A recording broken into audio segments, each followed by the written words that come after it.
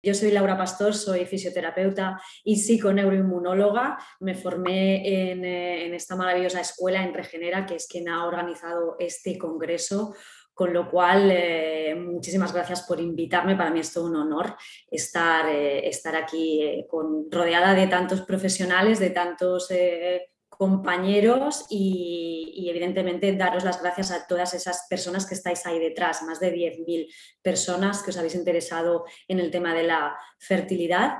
Como os comentaba, yo soy fisioterapeuta, soy psiconeuroinmunóloga y estoy especializada en reeducación uroginecológica y en salud sexual humana. Y bueno, mi objetivo con esta charla es haceros un pequeño deep learning en cuanto a la neurofisiología del placer sexual, ¿no? Y la importancia que tiene a nivel evolutivo. La verdad es que la desvinculación placer-sexo es uno de los primeros aspectos que se ven perjudicados en la búsqueda de un embarazo, cuando este embarazo no llega en esos timings que nos habíamos propuesto. Y es algo que tenemos que cuidar porque el placer es importante en la búsqueda de un bebé, en la búsqueda de un embarazo. No es imprescindible, desde luego, no es imprescindible el placer y así lo demuestra también la historia. Hemos pasado siglos en los que el placer sexual ha sido algo ilícito y aún actualmente sigue siendo un tabú hablar del placer sexual porque sí. Pero sí que el placer es un gran facilitador, como seguramente que veréis a continuación. Al menos esa es mi intención. Os muestro un poquito el outline que vamos a seguir, es este que tenéis aquí delante. Os hablaré de qué es la sexualidad y qué funciones tiene. La sexualidad tiene una serie de funciones muy interesantes. Os voy a comentar sobre las áreas del placer en relación a la respuesta sexual y al sistema neurovegetativo y os voy a hablar de la función que tiene el clítoris. Además de ser un órgano por antonomasia dedicado al placer, también tiene una importantísima función que favorece la fertilidad. Os voy a hablar del tenting o del ballooning vaginal y de cuál es su significado evolutivo, qué es eso. De cómo el peristaltismo uterino favorece la succión del esperma. Os voy a hablar sobre dos hormonas maravillosas que son la oxitocina y la prolactina y de la misión que tienen en el clímax sexual. Muy por encima, alguna pincelada sobre teorías evolutivas del orgasmo. Y algo que para finalizar la ponencia quiero que os llevéis a casa, ¿no? Dos aspectos importantes. El placer empieza en el cerebro en calma y algunos recursos para no apartarnos del sexo hedónico, del placer por el placer, que, como veréis, es un facilitador de la fertilidad. No podemos, nunca puedo empezar a hablar de sexo sin definir qué es la sexualidad. Somos seres sexuados desde antes de nacer hasta que dejamos de existir y la sexualidad es un proceso variante que va a ir evolucionando al igual que evolucionamos nosotros como personas. Y que hay momentos, como por ejemplo en la búsqueda de ese ansiado embarazo, en la que se va a ver directamente afectada en su más pura esencia, ¿no? De acuerdo con la Organización Mundial de la Salud, la sexualidad, veis aquí la definición, es un aspecto central del ser humano. Somos sexo, venimos del sexo y es algo que está presente a lo largo de toda nuestra vida, abarca el sexo, abarca las identidades, los papeles de género, el erotismo, el placer, la intimidad, la reproducción, por supuesto, y la orientación sexual, y se vivencia y se expresa a través de múltiples esferas, a través de pensamientos, de fantasías, de deseos, de creencias, de actitudes, de valores. Y la sexualidad puede incluir todas estas dimensiones, aunque no siempre todas ellas se van a poder vivenciar o se van a expresar siempre, ya sea pues por las condiciones del entorno, porque mi entorno a nivel cultural y político no me lo permite o porque mi contexto emocional en determinado momento de mi vida pues tampoco me da pie a que mi sexualidad se manifieste en todas estas esferas. Algo que para mí es determinante es este último punto de la definición de la OMS, ¿no? Que nos dice que la sexualidad está influenciada por la interacción de absolutamente todos los factores que se os pasen por la cabeza. Factores biológicos, psicológicos, sociales, económicos, políticos, religiosos, éticos, legales, históricos, religiosos, espirituales. Todo, todo, todo. Al final, todo lo que nos envuelve, todo lo que nos hace personas, toda nuestra mochila personal y toda la mochila transgeneracional que llevamos encima, eso hace que nuestra sexualidad se manifieste de una manera determinada. Y lo que es más importante, sobre todo, como os decía al inicio de la diapositiva, es que la sexualidad no es algo estático, cambia, evoluciona, al igual que evoluciona nuestra personalidad, al igual que evolucionamos nosotros como personas. Y la sexualidad tiene una serie de funciones, tiene pues todas estas funciones que veis aquí en la pantalla. Tiene una función comunicativa relacional, tiene una función reproductiva, evidentemente, pero también tiene una función erótica y tiene una función de vinculación afectiva. Para ir muy rápidamente y sin extenderme especialmente en ninguna de ellas, os voy a ir comentando un poquito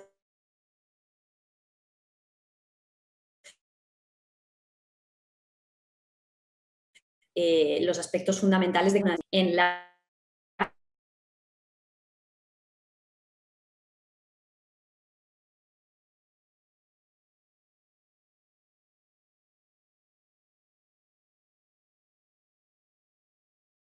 sociedad. Esto varía en función de las sociedades en las que nos encontramos o incluso el desarrollo de las relaciones humanas.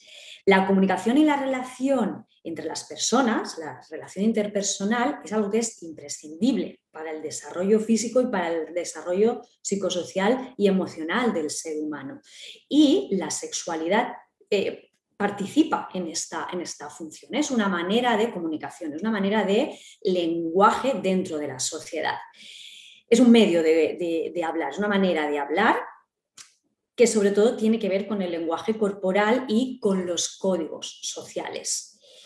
Hay otra función que es la reproductiva, evidentemente. La sexualidad tiene una función de perpetuar la especie humana, de conseguir que sigamos aquí, que nuestros genes se mantengan y se perpetúen. Y la sexualidad tiene también una función erótica, y no menos importante que la función comunicativa o que la función reproductiva. El placer ha sido algo que se ha perseguido histórica y religiosamente. Han habido épocas en las que más, han habido épocas en las que menos. Pues bueno, en la antigua Persia el placer era algo, el placer relacionado con la sexualidad, el placer sexual era algo que se vivenciaba de una manera natural, y cuando nos plantamos en la Edad Media todo este concepto cambia. Esta persecución ha dificultado que el placer erótico se considere algo lícito e incluso se ha considerado menos válido que la función reproductiva. Y esta mentalidad ha calado hondo en la sociedad, sobre todo, ya os digo, desde la Edad Media, y ha hecho difícil la consecución del placer. Sin embargo, las sensaciones de placer o de displacer son las primeras que experimenta el ser humano y son indispensables para el desarrollo de la personalidad. Además de que el placer es un gran facilitador de la función reproductiva, ¿no? Entonces, no podemos desvincular ninguna de estas funciones, y además tenemos una maravillosa vinculación afectiva, esa creación de vínculos gracias a esa comunión sexual, el amor en pareja, el amor erótico, los factores de apego, pues el contacto corporal, las miradas, las caricias, los besos, los abrazos. Todo esto es una manera de transmisión de sentimientos y es todavía un lenguaje mucho más espontáneo y mucho más sincero que el lenguaje verbal, ¿no? Y sobre todo esta función de creación de vínculos, esta función afectiva de la sexualidad va a estar liderado, al igual que la función erótica, por una bioquímica muy primitiva y muy ancestral. Pero para que esta bioquímica se ponga en marcha, pues hay una serie de aspectos a nivel neurovegetativo que van a tener que estar en perfecta consonancia. Y ahora voy a hablaros un poquito sobre las áreas del placer. Si hay algo tan antiguo como la humanidad, yo creo que son el sexo y los circuitos de la recompensa. Unos circuitos neuronales que premian la toma de decisiones que van a favorecer nuestra supervivencia. Y el premio va a venir en forma pues, de neurotransmisores, ¿no? Y de sustancias que nos van a generar sensaciones de placer, de bienestar y de euforia, ¿no? Pues de dopamina, seguro que os suena la dopamina, la serotonina, la oxitocina y otras muchas sustancias que median en esas sensaciones de placer, ¿no? de gusto, de goce. Hay dos partes importantes en nuestro cerebro, porque las áreas del placer están en el cerebro, que son el sistema límbico y que son las vías mesolímbicas, que son partes, circuitos neuronales que están directamente relacionados con estas sensaciones de placer, ¿no? En el sistema límbico, pues sobre todo las partes del tálamo, el hipotálamo, el hipocampo, la amígdala, el cuerpo calloso, el septo y el mesencéfalo, todas estas zonas que forman el sistema límbico y que forman además la parte más ancestral y más primitiva de nuestro cerebro. Y además esas vías mesolímbicas, esos núcleos relacionados con el placer, que son pues, el área tegmental, el septum, el área cingulada, y las áreas tegmentales ventrales, ¿no? el núcleo accumbens, el famosísimo núcleo accumbens. Bueno, todos estos circuitos al final lo que hacen es poner en marcha una serie de respuestas, pues sobre todo cuando respondemos a los aspectos más básicos que nos van a permitir seguir estando vivos, ¿no? Estos circuitos se ponen en marcha, por ejemplo, pues cuando comemos con hambre real, cuando saciamos nuestra sed, cuando nos movemos con un determinado objetivo, cuando nos movemos para buscar y también cuando descansamos, cuando dormimos o cuando caímos rendidos. Pero estos circuitos también se ponen en marcha a través del sexo. Obtenemos placer a través de actividades que nos aseguran la supervivencia. Sin embargo, hay un pequeño detalle, hay una pequeña diferencia entre el placer obtenido a través de calmar pues, el hambre o la sed y el placer obtenido a través del sexo. Y es que el sexo no es indispensable para tu supervivencia, sí que es importante para la supervivencia de la especie humana, pero podemos vivir sin sexo. El sexo no es fundamental. Esto hace que el sexo como tal no sea una necesidad, comer es una necesidad, descansar es una necesidad, beber sí son necesidades vitales y si no lo hacemos morimos. Y la motivación viene dada por sensaciones que son desagradables. Ahora quizá no te parezca muy desagradable pasar hambre porque dices, bueno, a la mínima que tenga hambre, pues tengo una nevera al lado, la abro y me pongo hasta arriba, ¿no? Pero verdaderamente, cuando vivíamos en cuevas, pues pasábamos muchísima hambre y estas áreas del placer se ponían en marcha cuando nos movíamos para buscar alimento, cuando nos movíamos para saciar nuestra sed. Sin embargo, el sexo se pone en marcha cuando todos estos estímulos negativos que nos generan malestar se han visto aplacados, se han visto saciados. Podemos decir que el sexo o el placer sexual es la recompensa de las recompensas, es el bonus track, es el añadido, es la guinda del pastel, cuando todo está cubierto, cuando tus necesidades básicas están cubiertas, entonces es cuando se crea un espacio para que el deseo sexual se ponga en marcha y es cuando puedes disfrutar de esa gran recompensa. Y la respuesta sexual al final son pues todas esas manifestaciones psicoemocionales y neurofisiológicas que están asociadas con la realización de actos sexuales, ¿no? De tener un momento íntimo, ya sea individualmente, ya sea en pareja, ya sea en grupo. Y esas manifestaciones, cuando se ponen en marcha, desde la calma, desde la no percepción del peligro y lejos del miedo y lejos de la frustración, facilitan la puesta en marcha de mecanismos fisiológicos que facilitan la concepción.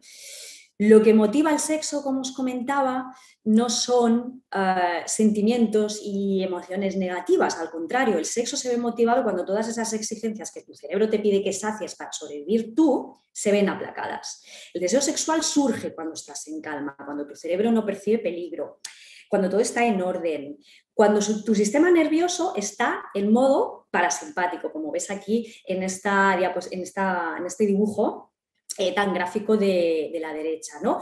Ahí entra en marcha el sexo con todas sus funciones y no es casualidad que el sexo nos dé placer. Nada en la naturaleza está porque sí. Lo más importante de nuestra existencia, lo que nos garantiza la supervivencia y un posterior bienestar, lo realizamos en un entorno de calma y de paz. Comer, ¿no? Hacer la digestión, saciar la sed, dormir, parir, el nacimiento, o tener intimidad sexual, disfrutar de un buen momento de intimidad sexual, todo esto se pone en marcha cuando el sistema parasimpático toma el control de la situación. Y es ahí cuando una serie de mecanismos neurofisiológicos y cognitivos muy profundos se van a poner en marcha y facilitan que eso a lo que le estás dedicando tu plena atención cumpla la misión que tiene encomendada en su sentido o en su aspecto más biológico. Es decir, si percibimos algún tipo de amenaza, si nuestro cerebro percibe algún tipo de amenaza o de entorno hostil, va a ser difícil que estas funciones en las que media el parasimpático se pongan en marcha. Y para que el sexo, el erotismo encuentre su lugar, necesitamos esta puesta en marcha del parasimpático, necesitamos este remanso de paz. Y ahora te voy a hablar del órgano del placer por antonomasia, ¿no? El clítoris. Esa maravillosa porción de nuestro cuerpo, del cuerpo de la mujer, que siempre hemos dicho que es un órgano única y exclusivamente destinado al placer. Pero, como os adelantaba, nada en la naturaleza está por casualidad y todo parece tener un fin biológico y el placer al final parece que es la gran maravillosa trampa de la naturaleza a la que al final nadie puede escapar. Y según una reciente revisión publicada por Roy Levin, que aquí la tenéis a continuación, estimular el clítoris, y da igual cómo sea esta estimulación, activa el cerebro para provocar cambios en los genitales femeninos. Todos estos cambios genitales, tomados en conjunto, son de gran importancia a la hora de facilitar la posibilidad del éxito reproductivo y por lo tanto pues de la propagación de los genes, ¿no? Que al final es lo que la naturaleza busca en última instancia. Y lo que es importante es que no importa cómo o cuándo se estimula el clítoris, lo importante es que su estimulación, en consonancia con la activación del placer sexual, es decir, en un entorno donde medie la excitación, donde medie el erotismo, donde medien las ganas por sentir ese hedonismo, comparte fines reproductivos y recreativos de igual importancia. Una vez más, insisto, esas funciones que os he explicado muy brevemente de la sexualidad no las podemos ver por separado.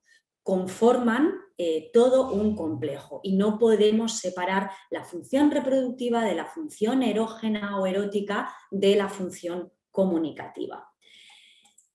Veis aquí en esta tabla pues algunos de los cambios inducidos a través de esa estimulación del clítoris en una experiencia de placer. Ya Masters y Johnson en los años 60 investigaron al respecto. Pero bueno, haciendo referencia a esta revisión de Roy Levin, pues algunos de los cambios importantes es que a través de la estimulación del clítoris y por tanto a través de regodearme en ese placer que produce la estimulación clitoriana, se produce, por ejemplo, una mejora del flujo sanguíneo vaginal que parece que facilita el incremento de la presión parcial del oxígeno en la vagina. ¿Esto qué hace? Pues incrementa el trasudado vaginal, es decir, incrementa la lubricación, algo que va a facilitar un coito más fluido, porque va a amortiguar posibles impactos y posibles roces, y además parece que acelera la neutralización parcial del pH ácido de la vagina, lo que va a ayudar a la supervivencia del esperma y a la capacitación del esperma. Y también facilita el tensado o ballooning o tenting vaginal, que lo llaman los ingleses, los americanos, del que os voy a hablar en la diapositiva que viene a continuación. Todo esto simplemente cuando nos estamos estimulando o nos están estimulando el clítoris. Placer, importantísimo.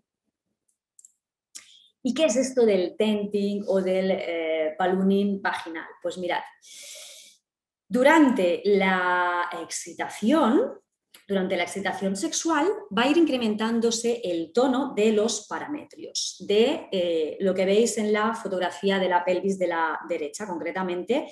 Se va a ir incrementando la tensión de los ligamentos uterosacros, que son unos ligamentos que van desde el sacro hasta el cérvix y el útero posteriormente, y se va a ir incrementando la tensión de los parametrios, de los ligamentos transversos, que son esos ligamentos que veis ahí transversalmente, así como en un fondo más plano. Esto genera una atracción hacia arriba de la vagina, junto con una verticalización del útero. La cúpula vaginal se abomba. Esto es lo que se conoce como tenting o como ballooning vaginal. Y en un estudio de Shafik y su equipo en el 2005, se propuso, una de las primeras propuestas o de teorías, ¿no?, de que esto, ¿por qué sucedía esto, ¿no?, durante la excitación sexual? Tiene que haber mucha excitación para que suceda. Propuso un reflejo que se activaba pues, a través de la estimulación del clítoris, y esto es lo que se ha visto en estas revisiones recientes, y lo llamó reflejo clítoro-uterino. Para que este alzamiento de las cúpulas vaginales, unido también a una verticalización que genera el útero, todo esto se da durante la fase excitatoria. Para que todo esto se ponga en marcha, sobre todo necesitamos dos aspectos fundamentalmente. Uno, que haya muchísima excitación, y para que haya excitación, pues eso, tiene que estar mediando el parasimpático y no puedo estar en lo que llamamos rol del espectador. La pareja no puede estar en el rol del espectador, focalizándose de una manera racional sobre el sexo. Se tiene que estar sintiendo el sexo y deseando el sexo y dejándote llevar por esas sensaciones. Es decir, aquí la esfera cognitiva y emocional es fundamental. Y por otro lado, necesitamos también que haya una buena libertad de movimiento en toda esa área pélvica. Aquí es donde la fisioterapia obstétrica o la osteopatía obstétrica tienen un papel muy interesante para ayudarnos a liberar todos estos tejidos, para ayudarnos a liberar pues, esos parametrios, para ayudar a la verticalización del útero, que todos los tejidos tengan muchísima movilidad y así facilitar este tensado o este ballooning vaginal. ¿Y por qué es tan importante este evento durante la excitación? Bueno, pues porque parece que uno de los objetivos, una de las teorías, es que este reflejo de alargamiento vaginal, de ensanchamiento de la cúpula vaginal y de verticalización del útero, produce durante el coito, ahora ya sé que entraríamos en una visión de, bueno, donde ya hay un coito, una penetración, dentro de este altísimo grado de excitación, se produciría con este alzamiento, se produce un alejamiento del cérvix y del pene, ¿sí? Se aleja. Lo cual parece que va a facilitar el transporte del esperma, al descender el cérvix sobre la cúpula vaginal. La ingeniería de la naturaleza parece que va mucho más allá de lo que nos pensamos, ¿no? Es decir, al principio se pensaba que este ascenso lo que hacía era, este ensanchamiento de la cúpula vaginal, lo que hacía era, pues bueno, facilitar la absorción del semen, ¿no? Que el semen, cuando se eyacula dentro de la vagina, que el semen se quede en esa cúpula vaginal y que, bueno, eso podía facilitar el ascenso. Bueno, pues resulta que la naturaleza parece que riza el rizo y lo que hace exactamente es lo contrario. Es intentar retrasar que el esperma entre en el útero antes de tiempo. La vagina se hincha y se retrasa el transporte del esperma. ¿Por qué? ¿Para qué? Pues para permitir la descoagulación, para permitir la capacitación espermática, que es un proceso necesario para que los espermatozoides se activen, ¿no? Es decir, la cosa sería que hay muchísima excitación, la cúpula vaginal se ensancha, los paramétrios se ponen en marcha, el útero se verticaliza, el cérvix se alza hacia arriba, tú sigues disfrutando del placer mediante la estimulación del clítoris, mediante la estimulación de todas las áreas de tu cuerpo, porque todo nuestro cuerpo es un gran órgano sexual. La pareja sigue disfrutando de ese momento de intimidad y en el momento de la eyaculación, el semen parece que se mantiene durante un tiempo ahí dentro, la excitación en la vagina, en el útero, en el cuerpo femenino permanece y prevalece hasta que, bueno, esa excitación llega a un punto X y paulatinamente, cuando la excitación va descendiendo, ya sea porque ha habido un orgasmo o porque simplemente hemos llegado a un clímax que nos satisface, cuando el cérvix baja, parece que baja en el momento justo para enganchar a todo ese esperma en una óptima capacitación. Aquí veis la cascada de los principales cambios en el semen y los espermatozoides en el tracto genital femenino. El tracto genital femenino parece que se adapta para procesar el manejo, parece que la vagina maneja el semen y el posterior transporte de espermatozoides hacia el útero y hacia las trompas uterinas, hacia la trompa uterina ipsilateral. Los espermatozoides son eyaculados en el líquido seminal, que se va a gelidificar, los atrapa y los inmoviliza. A la mayoría, no a todos. Luego ese gel se va a licuar enzimáticamente y esto permite que se vuelvan móviles, que los espermatozoides se vuelvan móviles. Y para que ocurran las primeras etapas de capacitación, lo que se llama precapacitación, pues antes de que se transporten hacia esa trompa uterina ipsilateral, pues la que ha ovulado, se da espacio a este momento de capacitación, ¿no? Esto sucede aunque no estemos en unas cotas de excitación tremendamente altas, como os decía al principio, ¿no? El placer no es indispensable para la fertilidad, pero sí que el placer favorece esta cascada biomecánica, ¿no? El placer sexual favorece todo este tránsito desde la atracción vaginal hasta la precapacitación del esperma. Por eso es importante seguir conservando esta conexión entre el sexo y el erotismo. Y entiendo que es difícil, seguramente me está escuchando muchísima gente que está pensando, sí, claro, pero cuando llevas 6 meses, 8 meses, 9 meses, intentando quedarte embarazada, cuando la pareja lleva tantísimo tiempo buscando ese bebé, ese embarazo, bueno, pues la desvinculación con esas partes más erotogénicas del sexo es prácticamente inevitable, ¿no? Bueno, luego no me anticipo, luego os comento. Bueno, entonces, es decir, que este tensado vaginal pues parece que cumple 2 funciones. Por un lado, reducir la fricción entre la vagina y el pene para retrasar, por un lado, retrasar la eyaculación, hay menos fricción y el útero así se va preparando y es como que todo el sistema se va dirigiendo hacia alzar el cérvix para hacer que sea parte del semen depositado por la eyaculación, ¿no? Creando al mismo tiempo pues, un depósito para él. Esto puede retrasar el paso del semen por el cérvix, dando más tiempo a que se produzca, bueno, pues esa descoagulación y por tanto esa capacitación espermática necesaria para que los espermatozoides puedan penetrar en el óvulo justamente en ese momento más óptimo.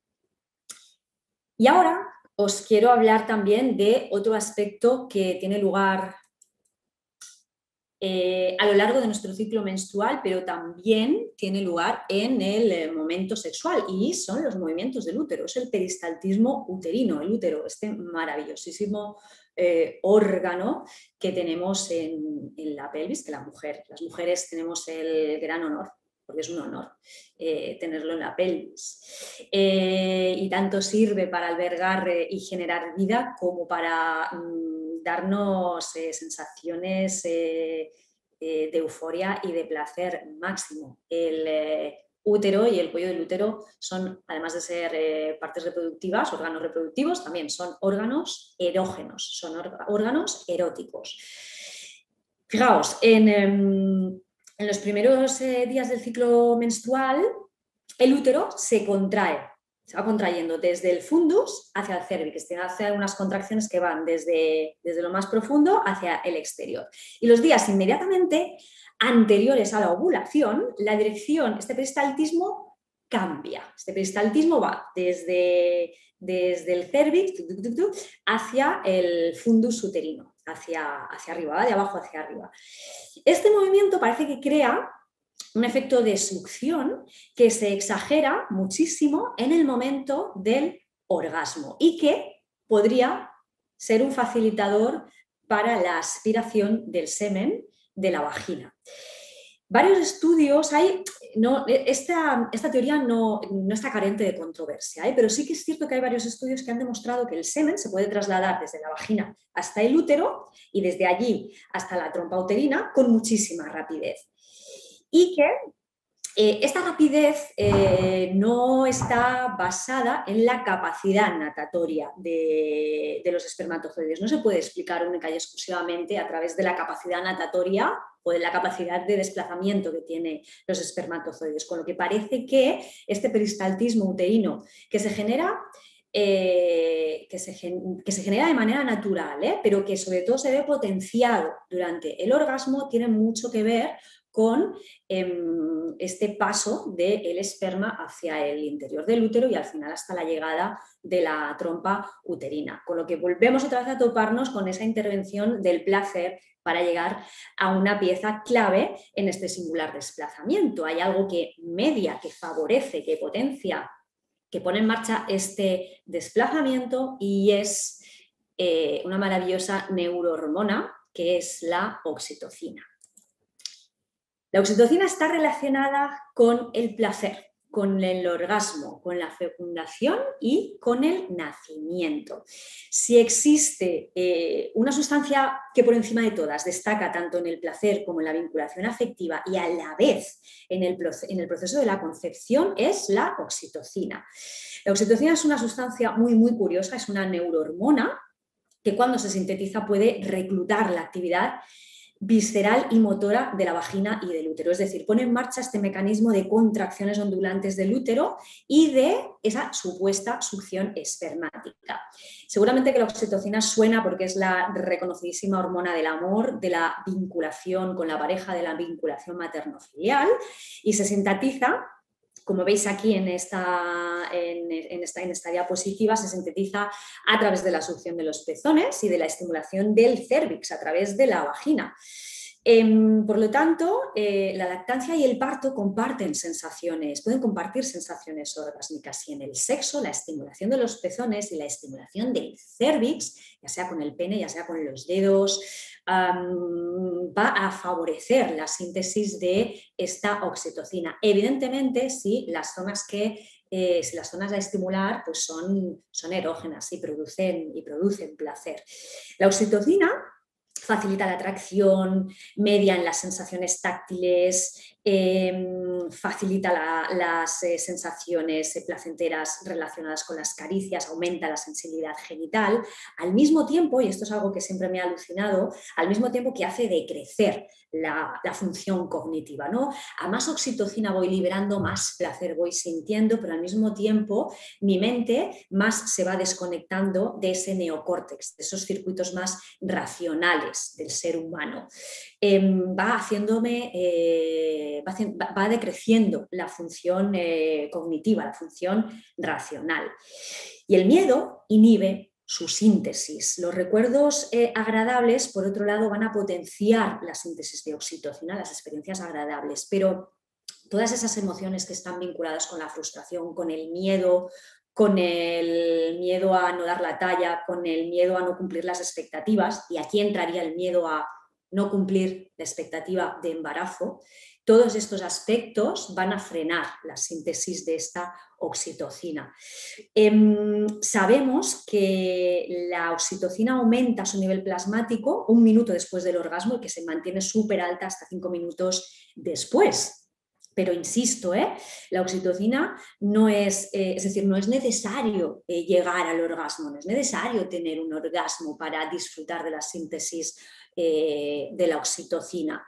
El orgasmo es un gran facilitador para acabar, ¿no? de encontrar un pico muy alto de oxitocina, pero para nada el orgasmo tiene que ser nunca un objetivo. El orgasmo no es un objetivo, el orgasmo es una consecuencia del placer, una consecuencia del dejarte llevar, una consecuencia de la enajenación, del dejar de pensar para el empezar a disfrutar.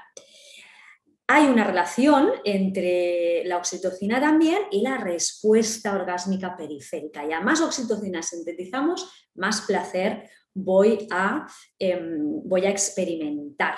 Y además, como os comentaba, gracias a la oxitocina, esos movimientos peristálticos del útero que parece que facilitan la succión del esperma se van a ver potenciados. Entonces, aspectos a tener en cuenta. La oxitocina, gracias a esa estimulación sensorial de la vagina y del cérvix, va a conectar a nivel general con todo el cuerpo. El sistema sensorial vagino-cervical tiene conexiones generalizadas en todo el cuerpo. Esto es una pasada. Y una simple presión mecánica o vibratoria en la vagina, en el cérvix y en el clítoris, no nos olvidemos de lo que os había comentado en las diapositivas iniciales, puede provocar respuestas conductuales, respuestas autónomas e incluso respuestas neuroendocrinas. Estos efectos pueden facilitar la actividad pues, de la puesta en marcha de movimientos en el cuerpo, de las extremidades, de la expresión facial, de la vocalización, de los gemidos, que es lo que caracteriza a la respuesta sexual. Y, bueno, al menos en los humanos, y sobre todo es lo que caracteriza al orgasmo. Y la oxitocina es uno de los elementos clave en la puesta en marcha de estos procesos que al final lo que van a hacer es favorecer en última instancia esa llegada, esa entrada del esperma dentro del útero. Entonces, importante, ¿vale? Y quiero que os quede muy claro, el orgasmo no es necesario, ¿no? Necesitamos el orgasmo para ser felices sexualmente hablando, pero sí que contribuye a la fertilidad. Durante el orgasmo, el útero se contrae de una manera rítmica y no se ha encontrado relación entre la capacidad orgásmica de una mujer y su probabilidad de quedarse embarazada, pero sí parece contribuir a este proceso. Durante el coito, la estimulación física del clítoris, ya sea con los dedos, ya sea con un vibrador, ya sea con la lengua, junto con la estimulación de la vagina, del cérvix y de los pezones, hacen que la neurohipófisis sintetice esta oxitocina y que esta oxitocina es cierto que llega a esos niveles máximos pues, un minuto después del orgasmo. Esa oxitocina viaja al torrente sanguíneo hasta el útero.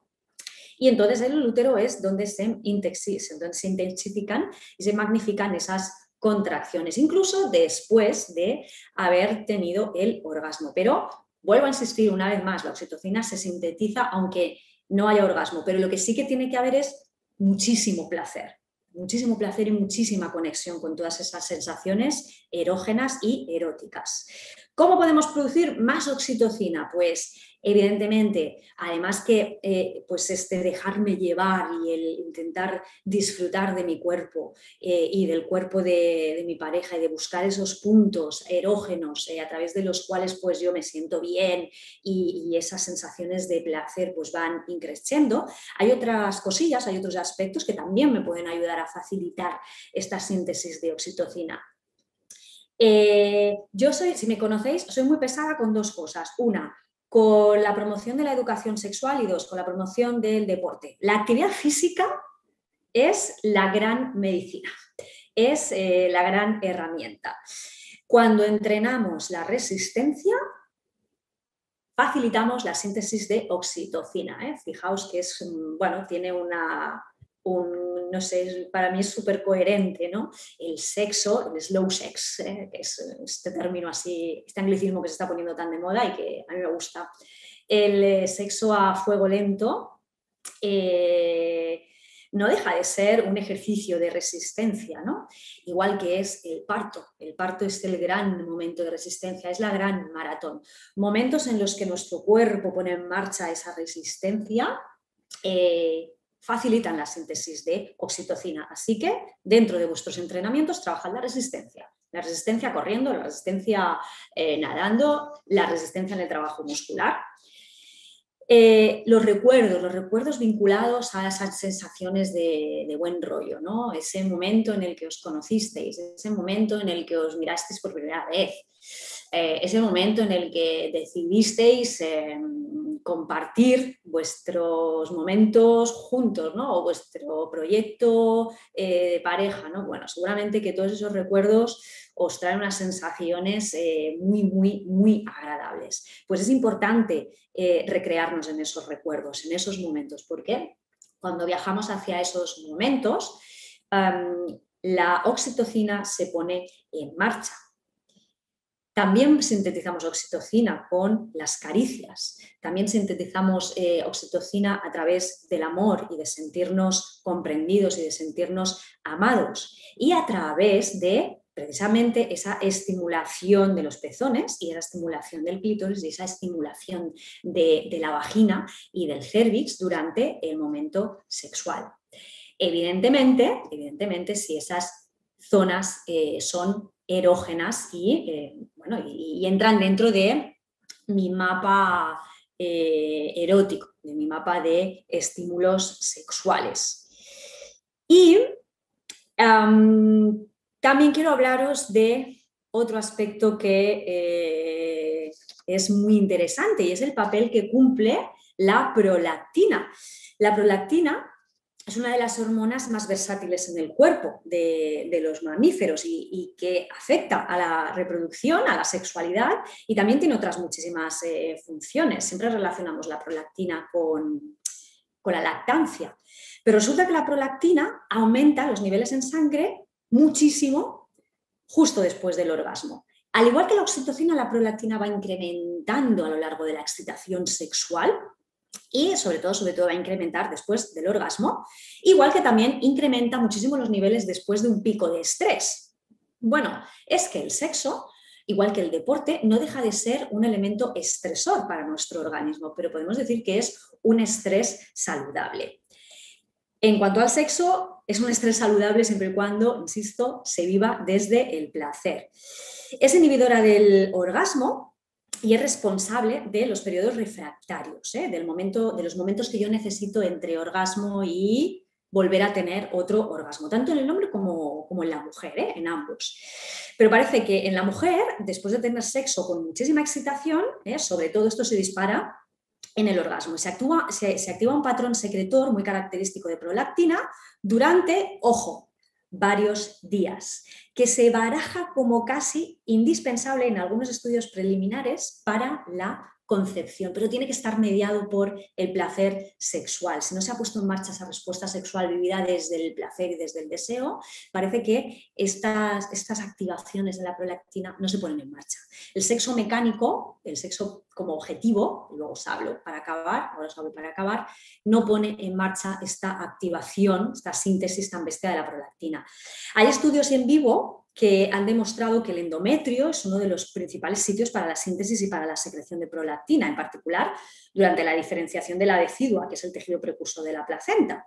Y parece que la prolactina favorece la implantación gracias a una serie de modificaciones del entorno inmunológico del endometrio en el momento de la implantación, entre otros aspectos.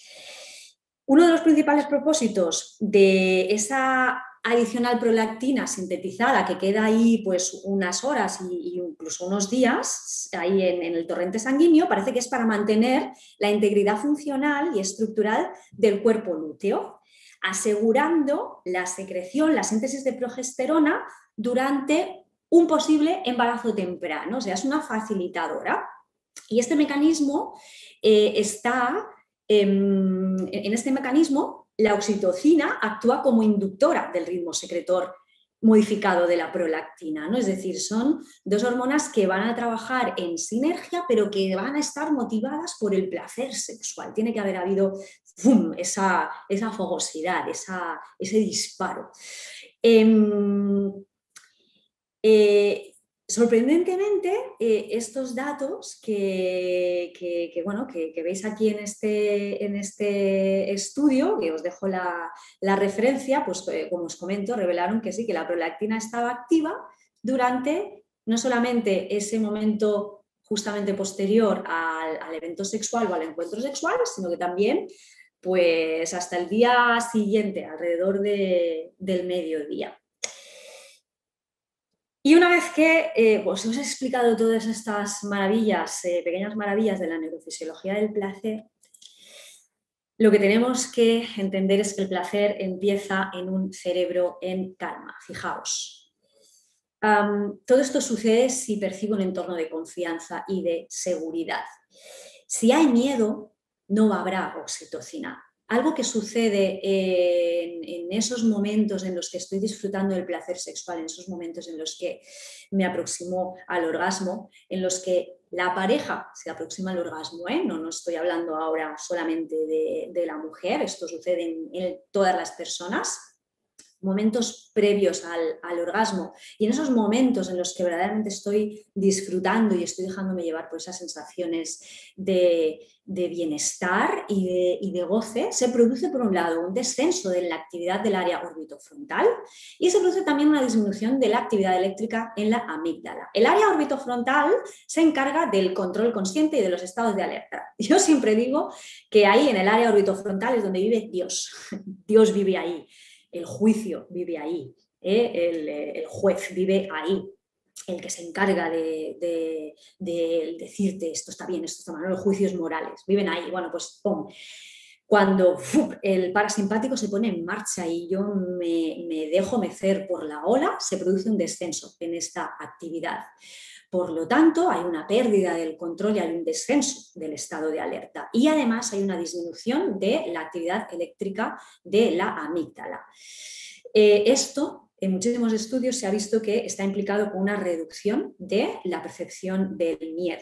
Sin embargo, si el sexo se mecaniza y se calcula, si se convierte en un instrumento que ya no tiene valor en sí mismo, no nos vamos a mover desde el hipotálamo, no nos vamos a mover desde el sistema límbico, nos movemos desde el juicio, nos movemos desde estas áreas. Y ahí gran parte de todo este sistema que os he explicado, que tiene que ver con la consecución del placer, esa elevación del útero, esa movilidad de las vísceras pélvicas, esa síntesis de oxitocina y de prolactina que van a velar de alguna manera para esa posible fecundación, toda esta cascada se ve mermada. Se da, pero ni muchísimo menos dentro de esos parámetros que me van a facilitar esa posible concepción, ¿no?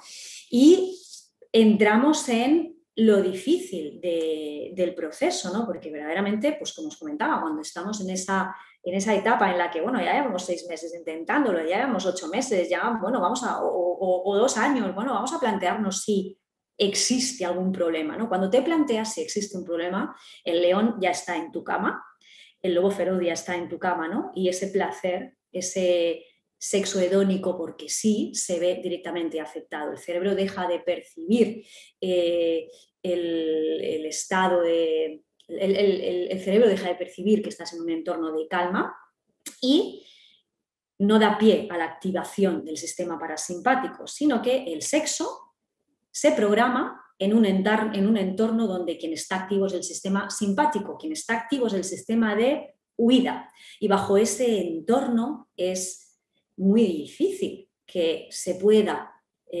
producir una concepción, porque lo que el cerebro te está diciendo es que hay un peligro y nuestro cerebro no entiende de peligros reales o de si el peligro es un pensamiento. Así que algunos recursos para intentar no apartarnos de ese sexo hedónico que, como os decía al inicio de la presentación, la función erótica de la sexualidad no es menos importante que la función reproductiva, van a la par.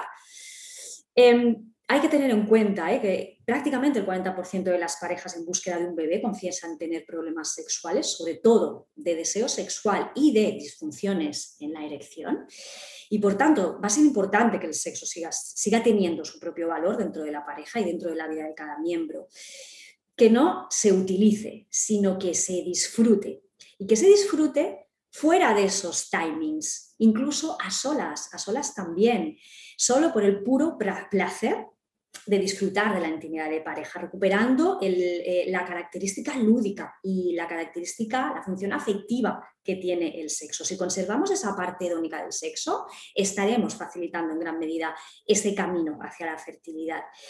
Hay que encontrar esa intimidad en pareja, pero también a solas. Vamos a seguir potenciando la masturbación, porque al final cuando nos focalizamos en la búsqueda de un bebé, nos olvidamos, desvinculamos el sexo del placer a solas. Tengo que seguir cultivando esa parte, porque así paralelamente también le estoy dando al cuerpo esa oxitocina, esa movilidad pélvica, esa movilidad uterina. También le estoy dando al cuerpo esa facilidad para eyectar el semen, para seguir produciendo esperma. Entonces vamos a seguir facilitando en gran medida ese camino, ¿no? Hay que cultivar el autoerotismo. El sexo, por favor, no es solamente coito. El sexo es una mirada insinuante, es un botón de la camisa desabrochado, es un escote, es un masaje, es un beso largo, húmedo, cálido. Todo eso es sexo y todo eso facilita la puesta en marcha de todos estos recursos que os he estado comentando. Algo muy importante es comentar y comunicar las inquietudes, los miedos. Hay que hablar de sexo y no lo hacemos, no hablamos de sexo, lo damos todo por sentado. Y esto es un gravísimo error. ¿Por qué no hablamos de sexo? Bueno, porque nos colocamos en esa posición del rol del espectador, de voy a observar, a ver qué es lo que pasa. Y hay que alejarse del sexo sin exigencias y hay que evitar también, por otro lado, la extrema complacencia. Y sé que es difícil, sé que todo esto que os estoy diciendo, cuando te has metido ahí en ese círculo de búsqueda en el que no acabas de encontrar, ¿no? o de pues eso, de encontrar ese embarazo tan ansiado, entiendo que es difícil revincular otra vez el sexo con la vivencia del placer, porque queda verdaderamente machacado. Pero es importante intentar no permitir que el sexo quede vinculado con sentimientos de frustración y de miedo. Eso no es natural. El sexo es algo que nos tiene que aportar una vivencia de felicidad. Hay que reconectar con el placer a través de prácticas sexuales que nos hagan sentir bien y, si es necesario, pues dejar de lado el coito si está muy asociado al objetivo, ¿no? Y focalizarse en nuevas formas de erotismo y de placer. Es cierto que habrá veces en las que y de hecho yo tengo parejas y tengo mujeres y tengo hombres en consulta que han tomado la decisión de decir vamos a tener sexo fuera de los momentos de ovulación. Y ha sido una manera de establecer un parón en esa vinculación constante del sexo con un incumplimiento de expectativa, porque al final el momento sexual se acaba convirtiendo en algo aterrador, incluso en algo que no tiene nada que ver con lo que la naturaleza en sus inicios nos tenía planeado, que sobre todo es el placer. Bueno, pues yo hasta aquí mi presentación. Sé que quizás es densa y quizás es muchísima información así, de golpe, y que puede ser difícil de digerir también dependiendo de desde qué perspectiva me estéis escuchando, pero bueno, mi más sincero agradecimiento y nada más. Y de nuevo muchísimas gracias a Regenera.